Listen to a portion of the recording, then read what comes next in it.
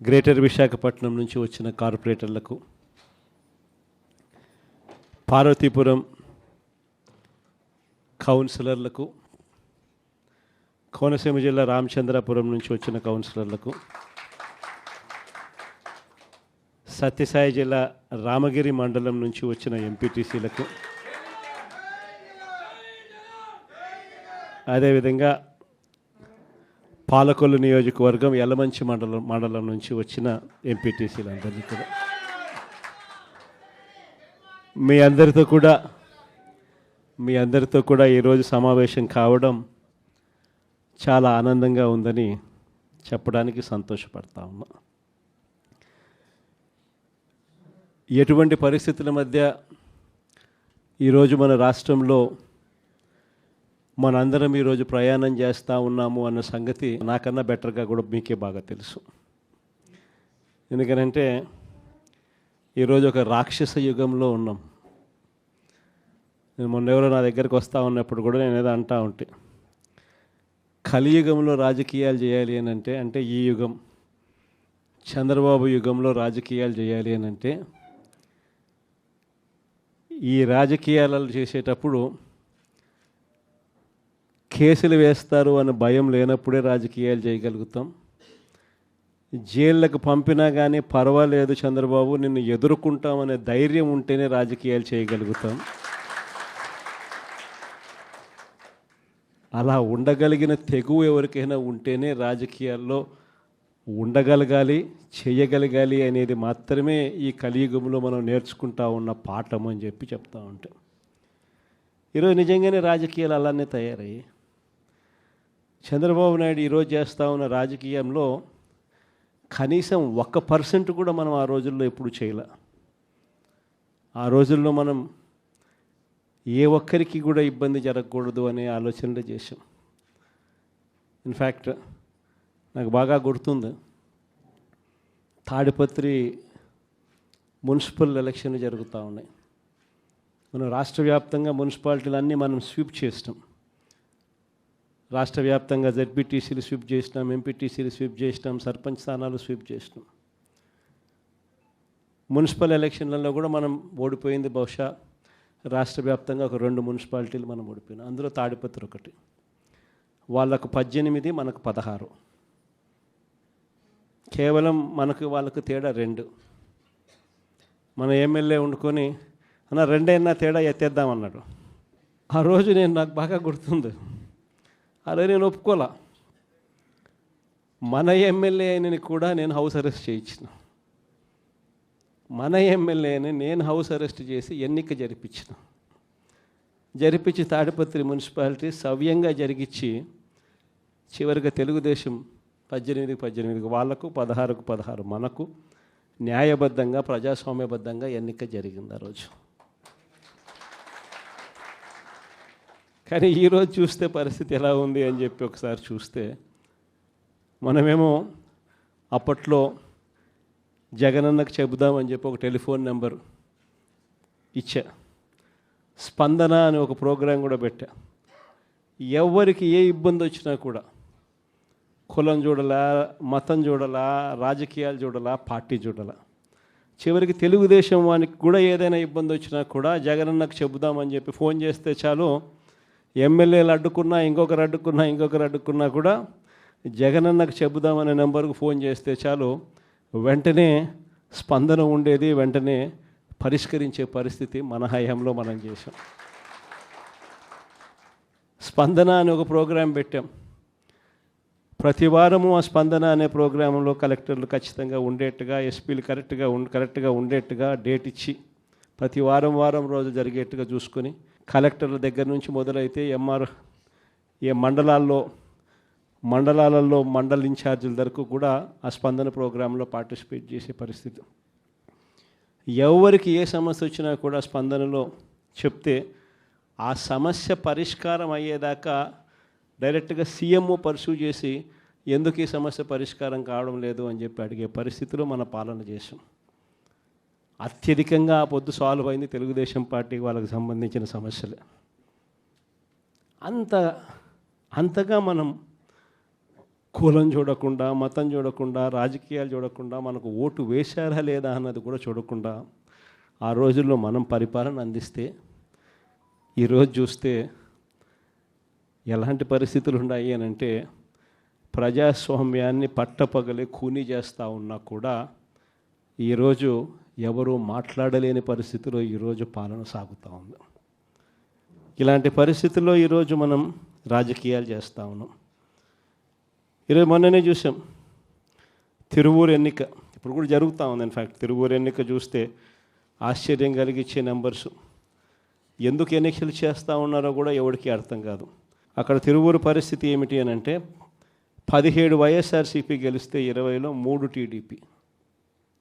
మా తెలుగుదేశం పార్టీ ఎక్కడ గెలుస్తుంది, ఎందుకు గెలుస్తుంది, అసలు పోటీ ఎందుకు పెడతా ఉన్నారు? అయినా దాన్ని కూడా లాగేసుకోవాలి అని చెప్పి తాపత్రయంతో బలవంతం చేసి ప్రలోభాలు పెట్టి 17 మందిలో నుంచి ఒక 5 మందిని లాక్కొని చివరికి వైసీపీ 12, తెలుగుదేశం పార్టీ 8కి వచ్చినారు. అక్కడ కూడా ఆ ఎన్నిక కూడా ఇప్పటికీ మెజారిటీ మనమే కాబట్టి ఎన్నిక ఎప్పుడైనా మనమే గెలవాలి.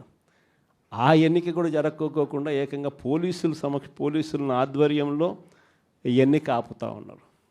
మన వాళ్ళందరినీ హౌస్ అరెస్టు, వాళ్ళందరినీ రోడ్ల మీదకి తీసుకొచ్చి నిలబెట్టినారు. ఈరోజు హౌస్ మోషన్, కోర్టులో హౌస్ మోషన్ ఈరోజు మనం మూవ్ చేసి ఈరోజు ఆ ఎన్నికకి సంబంధించి ప్రొటెక్షన్ ఇచ్చి పోలీసు వాళ్ళని తీసుకొని పోయి ఎన్నిక జరిపించమని చెప్పి కోర్టులు చెప్తే ఆ ఎన్నిక జరుగుతుందో జరగదో కూడా ఇంకా తెలియదు. నరసరావుపేట 17 వైసీపీని గెలిచింది. ఈరోజు వైసీపీ 13, తెలుగుదేశం పార్టీ ఈరోజు 3, ఒకరు చనిపోయినారు. సో ముగ్గురే ఉన్నప్పుడు, ఇప్పటికీ మనకి మెజారిటీ ఉన్నప్పుడు తెలుగుదేశం పార్టీ ఏ రకంగా గెలుస్తుంది? కానీ కోరం లేకపోయినా కూడా మేమే గెలిచేసినాము అని చెప్పి డిక్లేర్ చేసుకున్నారు. కారంపూడి 14 వైసీపీ, 14 వైసీపీనే గెలిచింది. ఈరోజు ప్రలోభాలు పెట్టి ఇంకొకటి చేసి వైసీపీ 8, తెలుగుదేశం పార్టీ 6. అయినా కూడా మనకే మెజారిటీ ఉంది. అయినా కూడా అక్కడ కూడా కోరం లేకపోయినా కూడా మేమే గెలిచాము అని చెప్పి డిక్లేర్ చేసుకున్న పరిస్థితి. అంతెందుకు కుప్పం మున్సిపాలిటీ దగ్గర నుంచి మొన్న జరిగిన రామకుప్పం ఉప ఎన్నిక దాకా కూడా ఎక్కడ చూసుకున్నా కూడా ఇదే పరిస్థితి. ఈరోజు ఇక్కడే ఉన్నారు. ఎందుకు ఇదే రామగిరి నియోజకవర్గంలో, ఇదే రామగిరి మండలం చూస్తే ప్రకాష్ కాన్స్టిట్యున్సీ, ఇక్కడ వైసీపీకి సంబంధించి 10 మందిలో వైసీపీ 9 గెలిచింది. తెలుగుదేశం పార్టీ గెలిచింది కేవలం 1. మరి అలాంటప్పుడు ఎన్నికెందుకు జరపాలా? ప్రజాస్వామ్యంలో ఒక పార్టీ టికెట్ మీద, ఒక పార్టీ బీఫామ్ మీద, ఒక పార్టీ గుర్తు మీద గెలిచినప్పుడు ముఖ్యమంత్రిగా ఉన్న మనమే దాన్ని కాపాడలేని పరిస్థితిలో మనమే పరిపాలన చేస్తూ ఉన్నప్పుడు, మనమే ప్రజాస్వామ్యాన్ని దగ్గరుండి పోలీసులను పెట్టి మరీ కూనీ చేయించమని చెప్పి మనమే ప్రోద్బలం చేస్తూ మళ్ళీ రాజకీయాలు చేస్తూ ఉన్నప్పుడు ఎందుకు ఈ రాజకీయాలు చేస్తూ ఉన్నాం? ఈరోజు ఇదే రామగిరిలో ఇప్పటికీ కూడా 6 మంది మనము, 9 మందిలో 3 వాళ్ళు లాక్కున్నారు. అయినా ఇంకా 6 మంది మనమే మెజారిటీ. ఎన్నిక పెడితే మనమే గెలుస్తాం. కానీ ఎన్నిక పోస్ట్పోన్ చేస్తూ ఉన్నారు. చివరికి కోరం లేదని చెప్పి అది కూడా వాళ్ళ ఖాతాల్లో వేసుకుంటారు. ఇది జరుగుతూ ఉంది. పాలకొల్లు కూడా ఇక్కడికి వచ్చినారు కూడా బలవంతం చేస్తే 18 మందిలో వైసీపీ 14, టీడీపీ 4 గెలిచింది. ఒకరిని లాక్కున్నారు ఎంతో కష్టపడితే. మిగతా వాళ్ళందరూ గట్టిగానే ఉన్నారు. అక్కడ కూడా ఇంకా చేయగలిగింది ఏమీ లేక వదిలేసినట్టున్నారు. ప్రజాస్వామ్యం కూనీ అయిపోయిన పరిస్థితుల మధ్య ఈరోజు మనం అంతా కూడా ఈరోజు ఏకమవుతా ఉన్నాం. మామూలుగా ప్రతి ప్రభుత్వానికి కూడా ఒక సంవత్సరం పరిపాలన చేస్తే ప్రభుత్వ వ్యతిరేక ఓటు అనేది అంతో ఇంతో ఉంటుంది. అది మామూలుగా సంవత్సరం పరిపాలన చేసిన పార్టీకి ఈ లెవెల్లో మామూలుగా ఎక్కడైనా ఉంటే, చంద్రబాబు నాయుడు గారి పరిపాలన చేస్తామని తెలుగుదేశం పార్టీకి మాత్రం ఈ సంవత్సర కాలంలోనే ఇక్కడ ఉంది. ప్రభుత్వ వ్యతిరేక ఓటు అనేది ప్రజలు కూడా ఏ స్థాయిలో చంద్రబాబు నాయుడిని ద్వేషించుకుంటా ఉన్న పరిస్థితి ఉంది అని అంటే, ఆ ద్వేషం ఈ స్థాయిలోకి ఇప్పటికే సంవత్సరం కాలంలోనే వచ్చింది. గ్రామాలలో మొట్టమొదట కనపడేది ఏమిటి? ఈ స్థాయి నుంచి పిల్లోళ్ళు మొదలు పెడతారు. ఈ స్థాయి నుంచి పిల్లోళ్ళు మొదలు పెడతారు. చంద్రబాబు నాయుడుని ప్రశ్నించడం, చంద్రబాబు నాయుడు గారి కార్యకర్తలను ప్రశ్నించడం, చంద్రబాబు గారి నాయకులను ప్రశ్నించడం, ఈ స్థాయి నుంచి చిన్నపిల్లలు సైతం మొదలు పెడతారు. నా 15,000 సంగతి ఏమిటి అని ఈ స్థాయి నుంచి పిల్లోళ్ళు మొదలు పెడతారు. ఎన్నికలప్పుడు ఏమని చెప్పాడు? ఇంటింటికి పోయాడు, ఇంటింటికి కరపత్రాలు పంచినారు, ఇంటింటికి బాండ్లు అన్నాడు, ఇంటింటికి పోయి ఏం చెప్పినాడు? ఇంట్లో చిన్నపిల్లలు, మీ ఇదే పాలకొల్లు నుంచి వచ్చిన కార్పొరేటర్లకు అయితే ఇంకా బాగా చక్కగా తెలుసు. ఆ మంత్రి రామానాయుడు అనే ఆ మంత్రి, ఆయన మాట్లాడిన మాటలు వైరల్ అవుతూ ఉంటాయి. ఇప్పుడు ఈ రోజుకి కూడా సోషల్ మీడియాలో ఆయన మాట్లాడిన వీడియో టేపు. ఆయన ఏమన్నాడు? ఇంటింటికి ఆయన పోతాడు, ఆయనతో పాటు కార్యకర్తలు అందరినీ పంపించాడు. అక్కడ పోయినేమంటాడు? చిన్నపిల్లలు కనపడితే నీకు 15,000, నీకు 15,000, నీకు 15,000. అదే ఇంట్లో నుంచి వాళ్ళ అమ్మ బయటకు వచ్చింది, పిల్లల అమ్మ, వాళ్ళ చిన్నమ్మ. వీళ్ళు బయటకు వస్తే వాళ్ళని చూడగానే, వాళ్ళని చూసిన వెంటనే నీకు 18,000, నీకు 18,000, నీకు 18,000 అంటాడు. సంతోషమా అని అంటాడు. మళ్ళా అంతలో ఇంట్లో నుంచి ఈ చిన్నమ్మలు, ఈ అమ్మలు, వాళ్ళ అమ్మలు బయటకు వచ్చినారు. వాళ్ళని చూడగానే నీకు 50 ఏళ్ళ వయసు కదా, మీకు 48,000, నీకు 48,000, నీకు 48,000 అన్న మొదలుపెట్టినాడు. అంతటితో ఆగల. ఇంట్లో నుంచి 20 ఏళ్ళ పిల్లోడు వస్తే ఇట్లా చూసి నీకు 36,000, నీకు 36,000, నీకు 36,000 సంతోషమా అన్నాడు. అంతటితో ఆగల. ఆ ఇంట్లో నుంచి ఒక రైతు బయటకు వచ్చినట్టు కండువా కప్పుకొని, రైతు అని చెప్పి ఎప్పుడైతే చూశాడో నీకు 26,000, నీకు 26,000, నీకు 26,000 అన్న మొదలుపెట్టాడు. ఇలా మనం చెప్పిన దానికన్నా కూడా 3 ఇంతలు 4 ఇంతలు ఎక్కువగా ఇస్తాము అని చెప్పి ప్రతి ఇంటికి కూడా వీళ్ళు చెప్పిన మాటలు వీళ్ళను వెంటాడుతూనే ఉంటాయి. ఏ ఒక్కరింటికి వీళ్ళు వెళ్ళలేని పరిస్థితి రాష్ట్రంలో ఈరోజు నెలకొని ఉంది. ఒకవైపున ఇలాంటి రాజకీయ పరిస్థితులు ఒకవైపున ఉన్నాయి. మాట మీద నిలబడని రాజకీయ నాయకుడు ఈరోజు రాష్ట్రంలో ముఖ్యమంత్రి హోదాలో ఉన్నాడు. మాట ఇస్తే ఆ మాట తప్పడం కోసమే, ఆ మాట అంటే వెన్నుపోటు పొడవడమే అని చెప్పి డెఫినేషన్ ఇస్తూ రాజకీయాలు చేస్తూ ఉన్న వ్యక్తి ఈరోజు ముఖ్యమంత్రి స్థానంలో కూర్చొని ఉన్నాడు. మరోవైపు రాష్ట్రంలో ఏది కూడా పట్టించుకునే పరిస్థితి లేదు. ఈరోజు స్కూళ్ళన్నీ కూడా నిర్వీర్యమైపోయిన పరిస్థితి కనిపిస్తుంది. ఇంగ్లీష్ మీడియం బడులు గాలికి ఎగిరిపోయిన పరిస్థితులు. గోరుముద్ద అన్న పథకం ఈరోజు కనీసం తినడానికి ఇబ్బందికర పరిస్థితులు పిల్లలు ఉన్న పరిస్థితులు ఈరోజు ఆ పథకం వెళ్ళిపోయిన పరిస్థితి. నాడు నేడు పనులు ఆగిపోయిన పరిస్థితులు. పిల్లల చేతుల్లో ట్యాబులు పెట్టి 8వ తరగతికి వచ్చేసరికి చిక్కటి చిరునవ్వుతో పిల్లలు కనిపించే పరిస్థితి ఈరోజు తెరమరుగైపోయింది.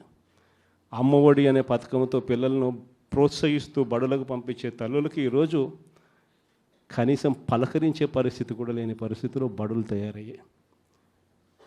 మరోవైపున పేదవాడి వైద్యం గురించి కనీసం ఆలోచన చేసే పరిస్థితిలో కూడా ఈ ప్రభుత్వం లేదు. ఏ పేదవాడికైనా కూడా వైద్యం అవసరమైనప్పుడు ఆ పేదవాడికి ప్రభుత్వం తోడుగా ఉంది అన్న భరోసా ఇవ్వగలగడం ప్రభుత్వ కనీస బాధ్యత.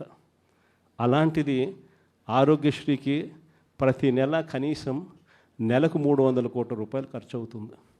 ఈ ప్రభుత్వం వచ్చి 12 నెలలు. ఆరోగ్యశ్రీ బిల్లులు ఇప్పటికే 3,600 కోట్లు దాటాయి. ఆరోగ్యశ్రీ బిల్లులు ఇవ్వడంలో ఆరోగ్య ఆసరా గురించి పట్టించుకునే పరిస్థితి లేదు. ఆరోగ్యశ్రీ బిల్లులు ఇవ్వక, ఆరోగ్య ఆసరా గురించి పట్టించుకోక, ఈరోజు ఏ పేదవాడైనా కూడా వైద్యం కోసం ఏదైనా హాస్పిటల్కి పోతే ఆ హాస్పిటల్లో ఈరోజు డాక్టర్లు పేదవాడికి వైద్యం అందించే పరిస్థితిలో లేరు. డబ్బులు కడితేనే వైద్యం అందిస్తాము అని చెప్పి ఈరోజు పేదవాడిని డబ్బులు కడితే తప్ప వైద్యం అందని పరిస్థితిలోకి అప్పుల పాలు చేస్తూ ఉన్న పరిస్థితి ఈరోజు రాష్ట్రంలో. ఏ రైతుకు కూడా ఈరోజు గిట్టుబాటు ధర రావడంలా, ఏ పంటకు ఈరోజు గిట్టుబాటు ధర రావడంలా. మళ్ళీ దళారీల వ్యవస్థ వచ్చేసింది. ఆర్బీకే వ్యవస్థ కుప్పకూలిపోయింది. ఈ క్రాపింగ్ గాలికి ఎగిరిపోయింది. ఉచిత పంటల బీమా కంటికి కనపడకుండా తెరమరుగైపోయింది. పంటలు ఏదైనా వరదలు వచ్చినా, నష్టం వచ్చినా వెంటనే సీజన్ ముగిసేలోగానే ఆదుకునే ఇన్పుట్ సబ్సిడీ కార్యక్రమం సీజన్లు ముగుస్తూ ఉన్నా కూడా పట్టించుకోలేని పరిస్థితి. రైతు పరిస్థితి ఈరోజు అగమ్య గోచరంగా కనిపిస్తూ ఉంది.